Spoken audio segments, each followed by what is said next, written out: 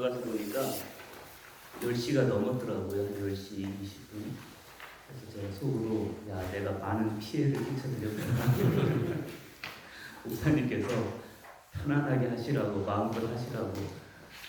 물론 시간 관계없습니다. 그렇습니다. 하여튼 네. 정오가 아니라 자정이 돼도 상관없으니까 성령께서 역사. 제가 재밌게 하는 사람이면 그렇게 해도 참 괜찮을 텐데 어제 이렇게 피곤해 보이셨어요. 그런데 아닙니다. 그렇습니까? 아유, 고맙습니다. 그래서 감사합니다. 오늘은 제가 그러지 않으려고 노력을 하고 어떤 생각이 드는가 하면요, 오늘 아침에 이제 일어나서 혼자 앉아서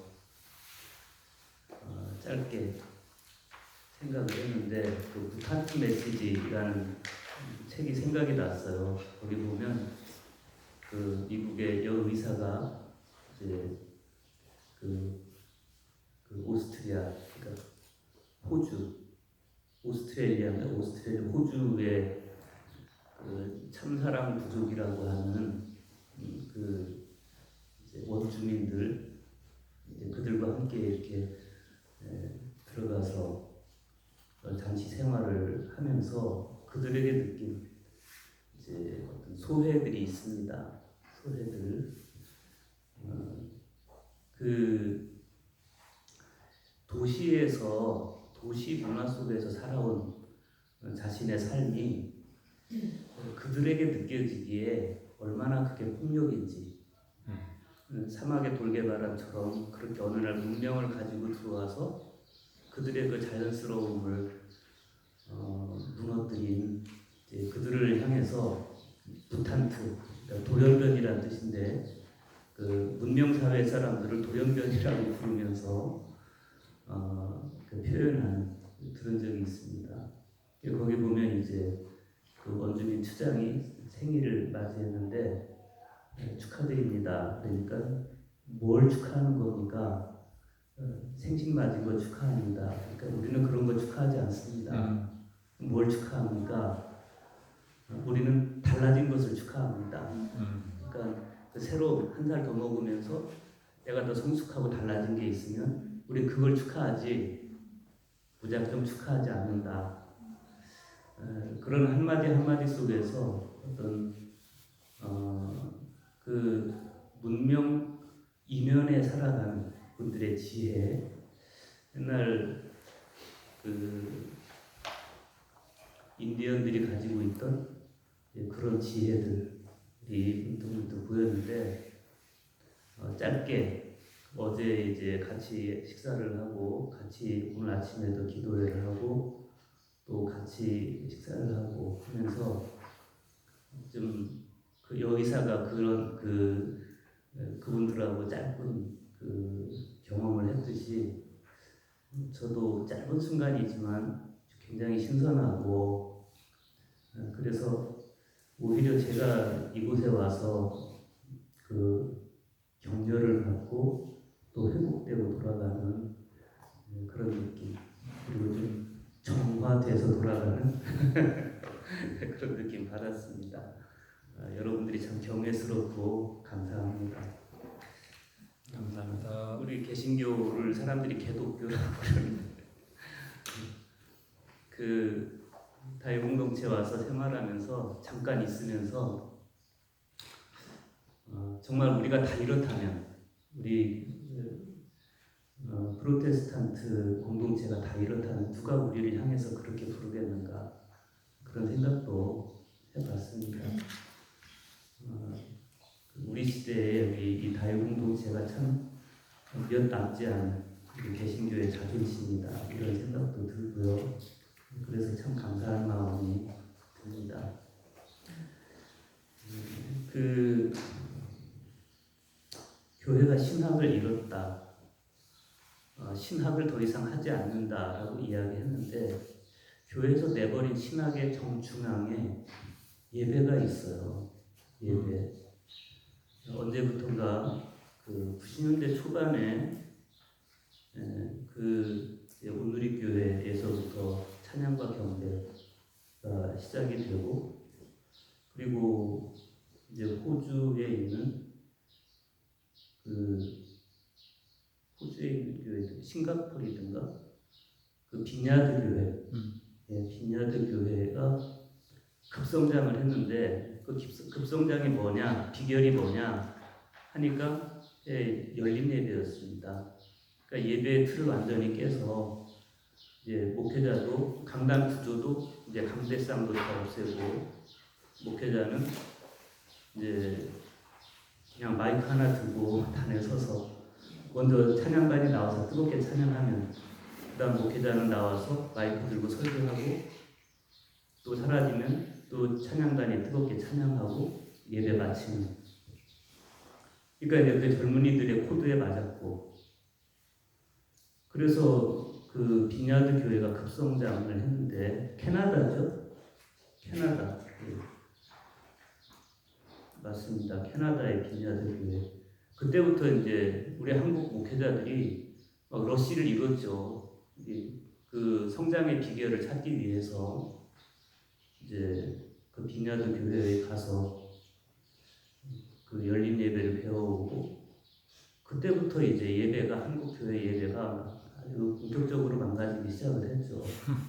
어떤 예배가 옳은 예배냐, 어떤 예배가 성서적인 예배냐 이걸 성찰하지 않고 어떤 예배가 교회를 부흥시키는 예배냐.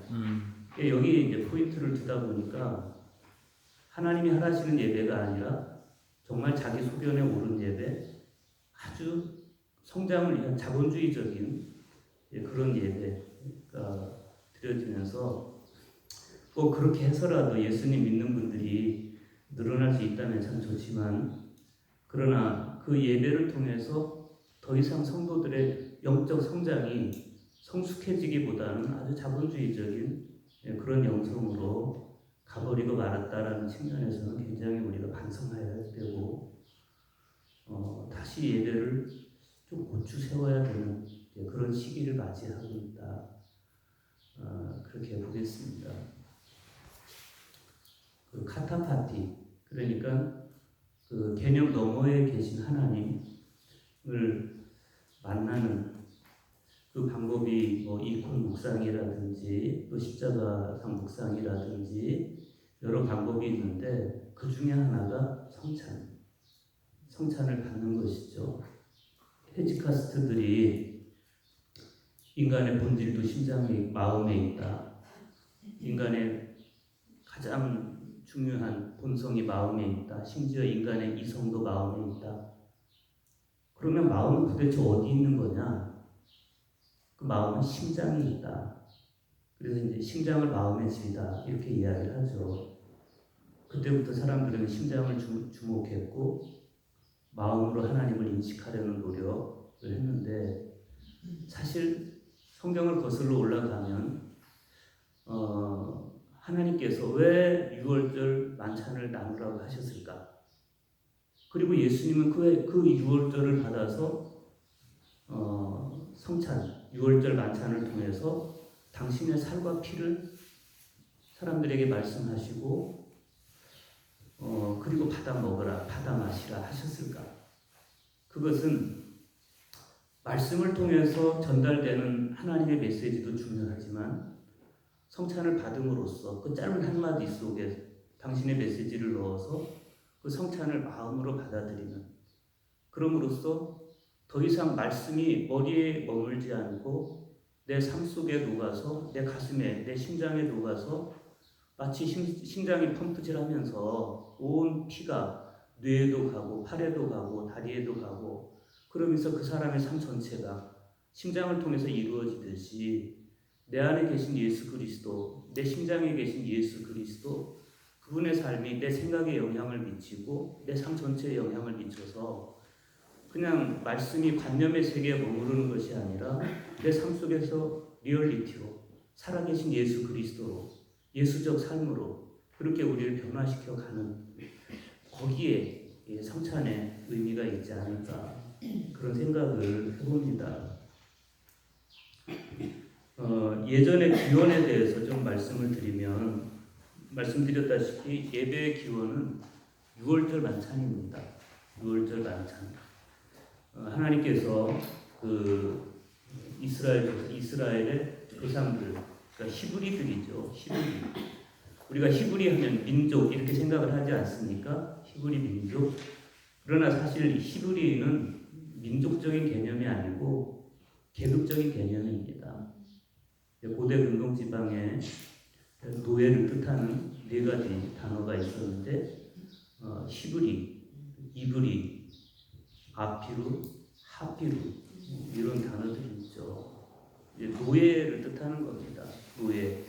그 중에는 이제 이집트 노예들 중에는 그 성경에 나오는 야곱의 후손들뿐만 아니라 고대 근동 지방에서 약소 국가의 사람들이 포로로 이렇게 끌려와서 거기서 노예로 그 노예화된 얼마나 그들이 그 혹독한 그런 노예의 삶을 삽니까?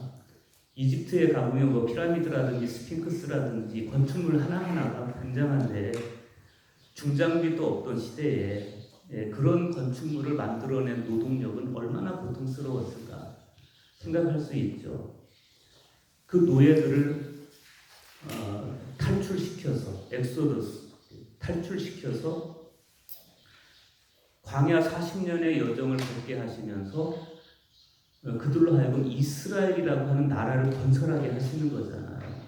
가나안에 들어가면서 이스라엘이라는 대한공동체, 12지파 종족 동맹체라고도 하는 대한공동체를 하나님께서 만드시죠. 그 나라는 정말 굉장한 나라 아닙니까? 사람이 떡으로만 사는 것 아니요, 하나님의 입으로 나오는 말씀으로 사는 나라. 얼마나 멋있는 나라입니까? 그 강대국들, 위로는 바벨로니아가 있고 페르시아가 있고 아래는 그 이집트라고 하는 강대국이 있고 주변에 또 뭐 블레셋이라든지 또 이런 강대국들 사이에 그 조그만 나라를 세우시면서 사람이 떡으로 사는 것 아니요 하나님의 입으로 나오는 말씀으로 사는 것이다. 그 모본을 보이라고 그들을 그 가운데 심어 넣은 것 아니겠어요? 그 안식일법이라든지 안식년법이라든지 더 나아가서 레위기 25장 희년법이라든지 거기에 나타난 하나님의 마음, 철저하게 약자들을 위한 그들을 회복시켜서 정말 인간의 존엄을 회복시키기 위한 하나님의 모든 노력이 그런 그 율법 안에 특히 안식일법 또 안식년 또 희년법 안에 고스란히 녹아 있는데 그런 하나님께서 이루어 가시는 나라가 가능하게 하는 가장 핵심적인 제사, 그것이 유월절 반찬, 유월절 식탁 안에 있는 거죠. 유월절 식탁을 통해서 아브라함으로부터 시작된 하나님의 구원사가 어떻게 이루어지는지를 고백하게 하고 회상하게 하고 그리고 그 힘으로 또 미래를 살아가게 하는 하나님의 은총이 유월절 안에 고스란히 있는 것이고, 특별히 그 유월절 안에 있는 파스카를 기억하게 하는, 유월절 안에는 마지막 그 죽음의 사자들이 그 처음 난 것들을 다 죽이러 다닐 때, 그때 어린 양의 피가 문설주에 발라져 있는 집은 죽음의 사자들이 넘어갔다. 그들을 죽이지 않고 넘어갔다. 그게 유월이죠. 유월절. 이제 아주 핵심적인 부분이 아니니까. 패스오버. 파스카죠. 파스카입니다. 그렇게 해서 그들이 이제 홍해를 건너고 그리고 이제 어디로 갑니까? 시내산으로 가잖아요. 시내산에서 하나님과 언약을 체결하죠. 모세가 그 시내산 꼭대기에서 받아 내려온 율법을 백성들 앞에 낭독하고 백성들은 우리가 말씀대로 순종하겠습니다. 그때 모세가 짐승의 표를, 어린 양의 피를 그 우슬초에 적셔서 이렇게 제단에 뿌리고 백성들에게 뿌리고 그러면서 하나님과 이스라엘 사이에 죄송합니다. 제가 강의 중입니다. 어제처럼 그렇게 눈치도 없이 막 설교 그 말씀 오래 하는 거 안 하려고 시계 삼아서 가지고 왔는데 벨 소리 가지고 만족함이 없어요. 언약이 체결이 되는 거잖아요. 이제 백성들이 하나님과 사람들 사이에 그 언약의 내용이 뭡니까? 너희가 나의 말과 규례와 법도를 듣고 행하면 나는 너희 하나님이 될 것이고 너희는 나의 백성이 될 것이다. 이게 이제 계약이 그렇게 체결이 되는 거잖아요. 이게 첫 계약이라는 것을 우리가 염두에 두고 나중에 예수님께서 말씀하신 받아 마시라. 이건 너희들에게 주는 새 언약의 피다. 새 계약의 피다라는 부분을 우리가 또 머리에 남겨두면 결국 유월절 만찬은 예수님께서 유월절 만찬을 통해서 당신의 죽음을 받아들이게 한 것은 결국 하나님께서 이루신 이 구약의 역사를 통해서 예수 그리스도의 죽음과 부활을 통해서 완성되는 이 파스카의 역사를 예수님께서 고스란히 계승하신 것이다 라고 하는 걸 우리가 알 수가 있습니다. 이 유월절 식사에 대해서 좀 더 이야기를 해보면 히브리들이 이집트에서 탈출해 나오죠. 그래서 해방의 날을 기념하는 그런 측면에서 이제 음식을 나눠 먹는 식탁인데 일반적인 식탁과는 완전히 질이 다른 구분되는 그런 식탁이 되는 것이고 이스라엘의 신앙이 전승되는 그런 식탁의 자리이고 현장이고 그런 것이죠. 이들이 이제 유월절 식탁을 나누는 그 과정을 보면 먼저 손을 씻고 그리고 이제 정결례를 행합니다. 정결례를 행한 다음에 온 가족이 유월절 식탁에 둘러앉습니다. 그래서 가장이 유월절 축제에 대한 감사와 축복의 선언을 해요. 그때 이제 이 유월절 식탁에 참석한 참석자들은 4번에 걸쳐서 물을 탄 포도주를 마시게 되는데 이제 가장이 그 유월절 축제에 대한 감사와 축복을 선언하면 첫 번째 잔을 마셔요. 첫 번째 잔을.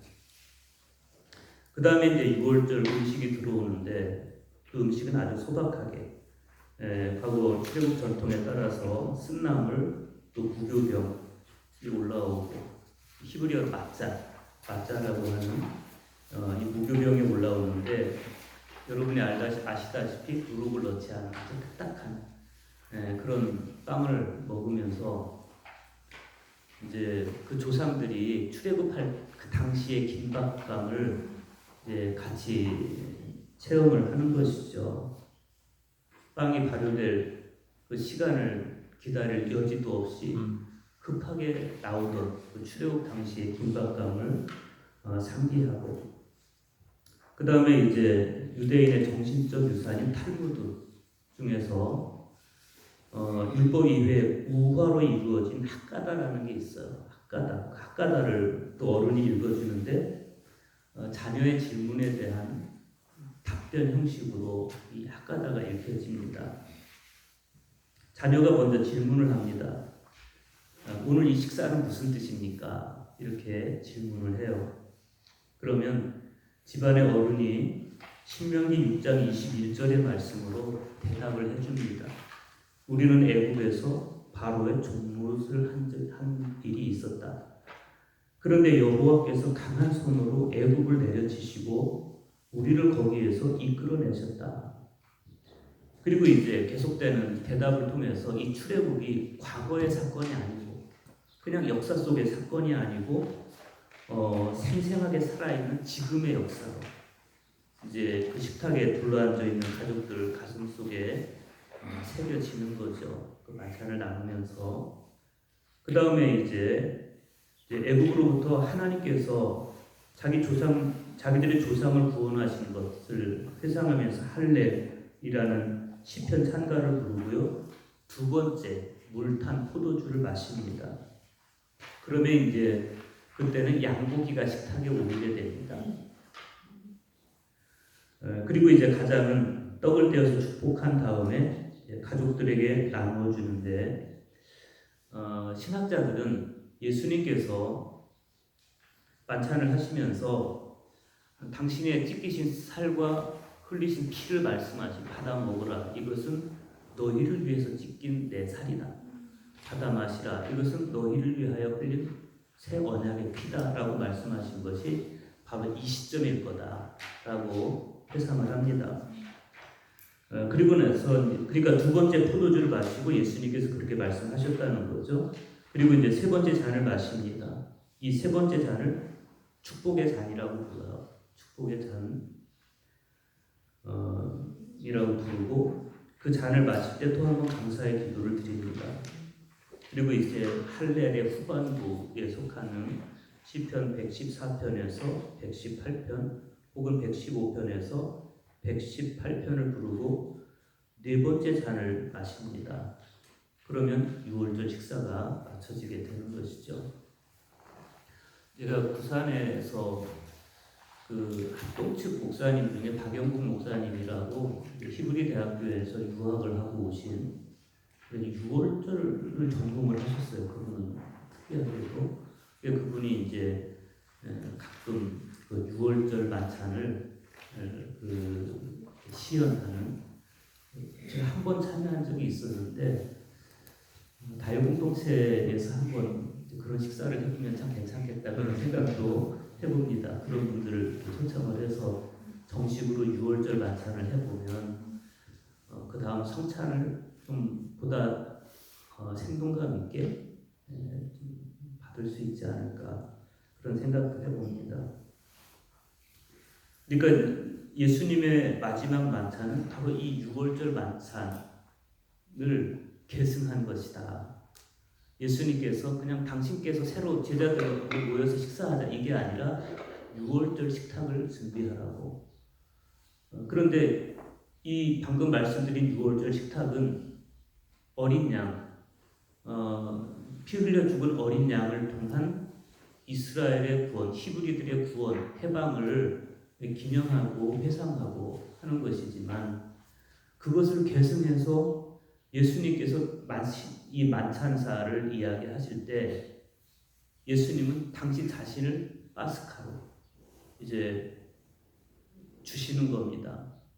6월절 만찬에서의 파스카는 어린 양이었습니다. 어린 양을 파스카로, 파스카의 상징으로 이렇게 회상시켰는데 마지막 만찬에서 예수님은 당신 자신을 파스카 어린 양으로 주시는 거예요. 이게 굉장히 중요한 지점입니다.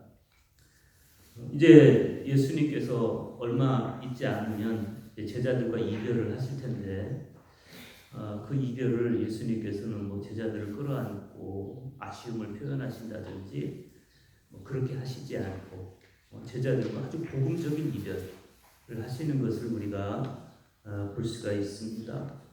특별히 제자들과 6월절 음식을 나눔으로써 이 식탁이 이 지상에서의 마지막 6월절 식탁이 되게 하시고 그럼으로써 이제 율법의 시대가 끝나고 은혜의 시대가 오게 하는 그런 식탁인 것을 우리가 알 수가 있습니다. 뿐만 아니라 이제 그 순간이 주님의 살과 피로 남는 최초의 성찬이 되게 하신 것이죠. 누가복음 22장 15절과 16절에 보면 이르시되 내가 고난을 받기 전에 너희와 함께 이 6월절 먹기를 원하고 원하였노라. 내가 너희에게 이르노니 이 6월절이 하나님의 나라에서 이루기까지 다시 먹지 아니하리라.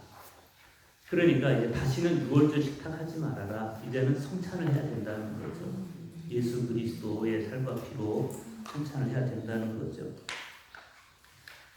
그러니까 이제 주님은 유월절 식탁으로부터 계승된 이 마지막 만찬을 통해서 당신의 죽으심의 의미를 제자들에게 설명해 주시고 그리고 당신의 죽음을 아름답게 하신 겁니다. 예수님의 마지막 만찬은 이 지상에서 제자들과 함께 기념한 마지막 파스카였다. 우리가 주님의 몸과 피에 대해서 생각해 보게 되죠. 마태복음 26장 26절, 또 마가복음 14장 22절, 누가복음 22장 15절과 16절, 17절, 19절에 보면 그리스도의 몸에 대해서 이야기합니다.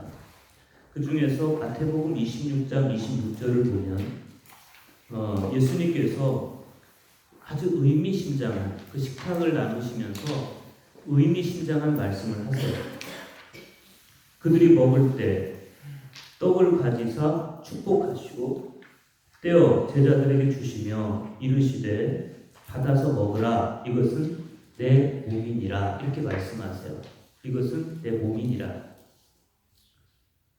떡을 가지고 축복하십니다. 그리고 떼어서 제자들에게 주십니다. 여기까지는 뭐 어떤 연휴 6월절 식사와 다를 바가 없어요. 6월절 식탁에서도 거기까지는 하는 거예요. 그런데 이제 그 다음 하시는 말씀에서 이 6월절 식탁이 전혀 새로운 차원을 맞이하게 되는 거죠. 받으라, 이것은 내 몸이니라. 여기서 달라지는 거예요. 받으라, 이것은 내 몸이니라. 그러니까 성찬을 행할 때마다 우리는 예수님께서 마지막 하신 이 말씀을 그 문학적 충실성을 유지하면서 계속해서 반복하는 거예요. 받으라, 이것은 내 몸이다. 이 말씀은 어떤 길지도 않고 그 안에 무슨 교훈을 담고 있지도 않고 그런 것이지만 그러나 지난 20세기 동안 성직자들이 문학적 충실성을 줄곧 보존하면서 이 말씀을 재생하고 있다는 점에서 주님께서 이 말씀에 교회의 본질적인 진리를 담아주셨다 하는 것을 우리가 알 수가 있죠.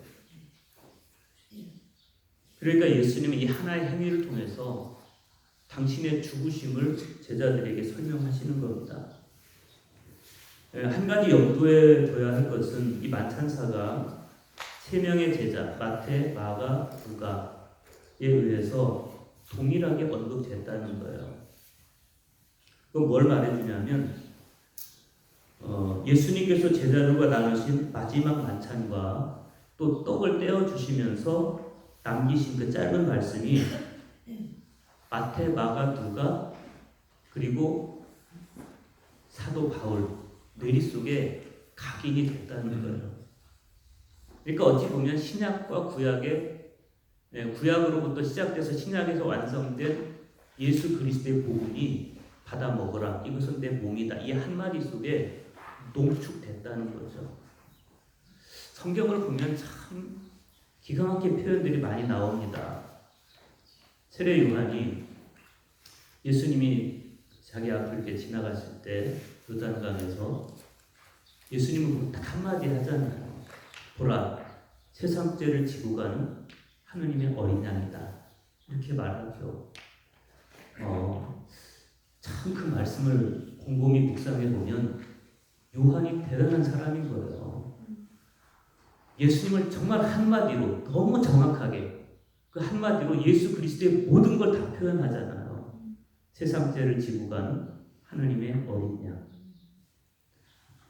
받아 먹으라. 이것은 내 몸이다.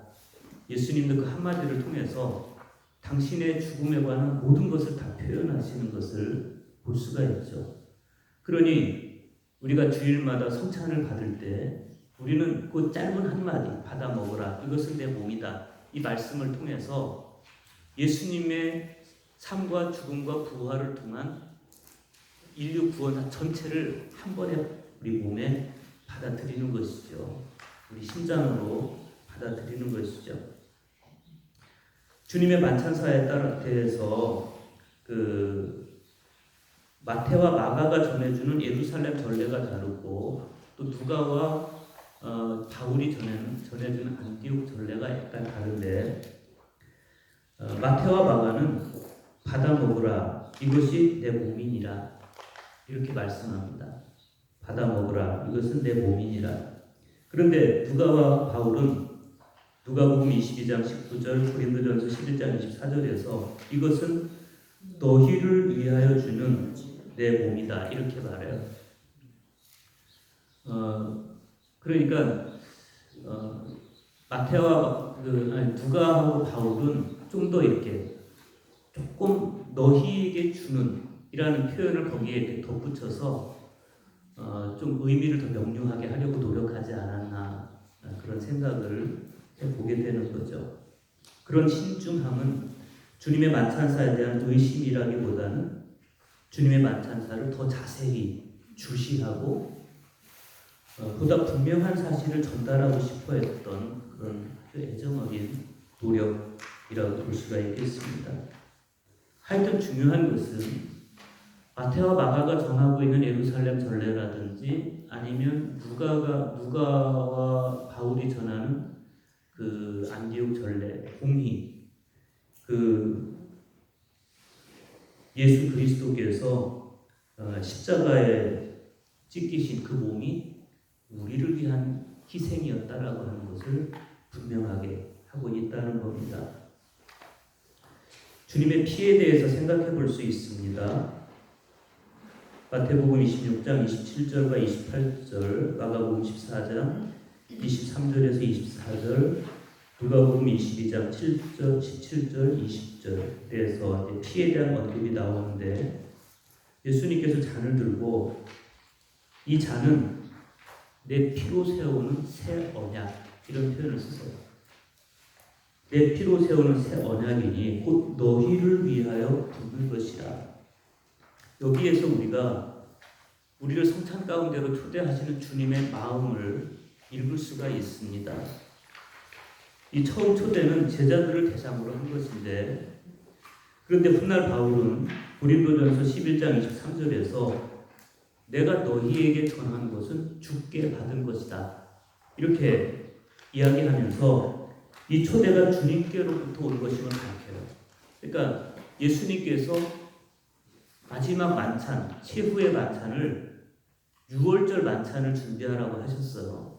그래서 6월절로부터 이렇게 계승한 그게 이제 마지막 만찬인데 바울은 이 만찬은 주께로부터 받은 것이니 그러니까 예수님께서 6월절을 계승해서 만드신 최후의 만찬을 그대로 받아서 바울이 또 그 시대의 제자들과 나누는 것을 볼 수가 있어요. 그러면서 뭐라고 이야기합니까? 이 잔은 내 피로 세운 새 언약이니 이것을 향하여 마실 때마다 나를 기념하라. 그러면서 모든 신자들을 다 이 성찬 가운데로 초청을 하고 있는 것이죠. 왜 성찬에 초대받은 자가 복됩니까? 헤아릴 수 없이 이유가 많지만 우선 그들은 구약으로부터 전해진 언약의 계승자들이다. 시내산에서 맺은 언약, 하나님의 언약을 예수님 무지르지 않고 그 언약을 예수님이 계승하셨는데 구약시대 하나님께서 히브리들에게 주셨던 언약이 예수 그리스도의 살과 피 그리고 예수님이 계승하신 새 언약을 통해서 받는 사람들에게 그대로 고스란히 계승되는 그래서 그 성찬에 초대받은 자들이 복된 것이고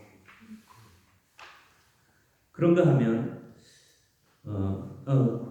마가의 증언에 따르면 예수님께서는 이 피에 대해서 나의 피 곧 언약의 피 이렇게 말씀하세요. 나의 피 곧 언약의 피. 그런가 하면 마태는 이렇게 증언합니다. 너희가 다 이것을 마시라. 이것은 죄사함을 얻게 하려고 많은 사람을 위하여 흘리는 바 나의 피 곧 언약의 피니라 이렇게 말해요. 언약의 피니라. 여기서 나의 피 곧 언약의 피 이 말씀을 주목할 필요가 있어요. 이 표현을 누가복음 22장 22절에서 20절에서 이 잔은 내 피로 세우는 새 언약이다 이렇게 표현을 해요. 그러니까 마태도 마가도 누가도 한결같이 주님께서 흘리신 그 피의 의미를 설명하면서 언약, 카버넌트, 언약 혹은 새 언약 이렇게 표현을 하고 있다는 거예요. 약속. 그러니까 하나님께서 히브리들에게 주셨던 그 약속이 예수 그리스도를 통해서 더 강화돼서 새 언약으로 이제 받아들여지게 하는 그 만찬인 것을 우리가 알 수가 있죠.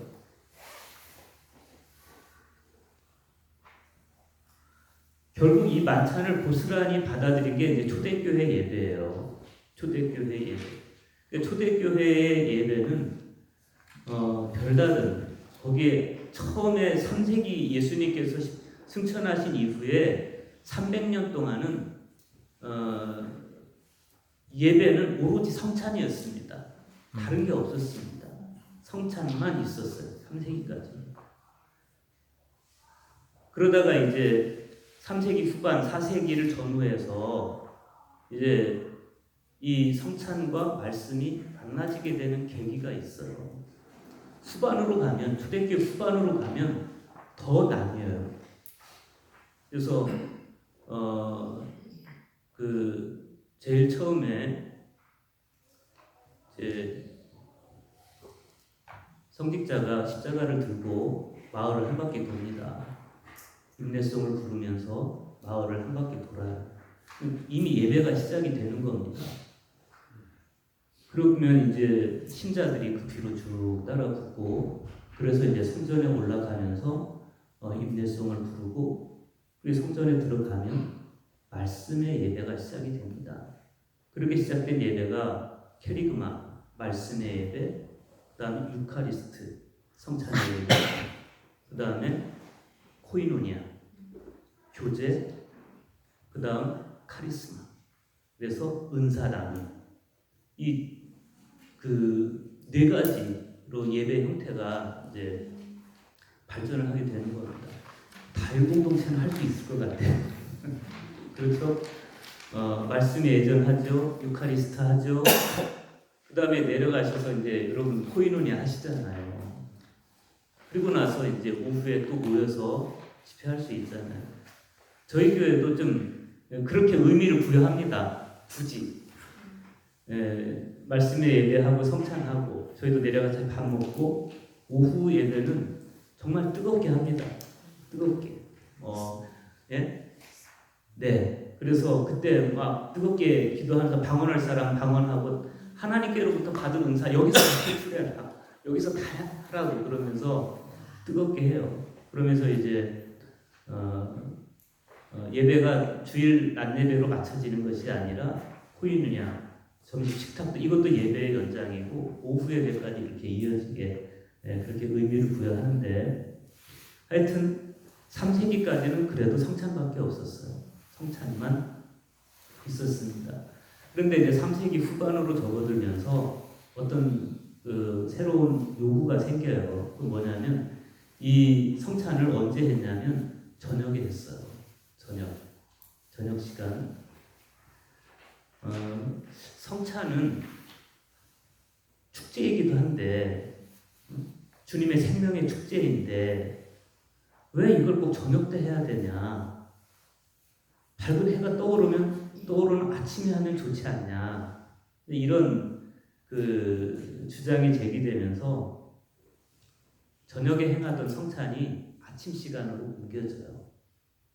근데 아가페 식사란 이름으로 저녁에 하던 성찬이었는데, 그러니까 지금같이 이렇게 엄숙한 미사라든지 정교회의 리투르기아라든지 이런 형태의 성찬은 아니었고 그냥 식탁, 소박한 식탁. 사람들이 각자 자기들 이렇게 음식을 준비해서 오면 같이 나누어 먹고 하는 소박한 식탁, 아가페 식탁이라고 했습니다. 그런 식탁. 거기에 이제 어떤 문학적 충실성을 기하면서 성찬을 나누고 하면서 이렇게 모든 것이 300년 동안 지속되다가 아침 시간으로 옮겨졌는데 아침 시간에 뭐가 있었는가 하면 말씀을 읽고 묵상하는 그런 모임들이 있었어요. 아침에는. 그러다 보니까 그런데 성찬 시간이 아침으로 옮겨지다 보니까 이 말씀을 묵상하는 시간과 만나지게 됐어요. 그래서 그때부터 성찬과 말씀이 만나지고 예배가 이제 말씀의 예배와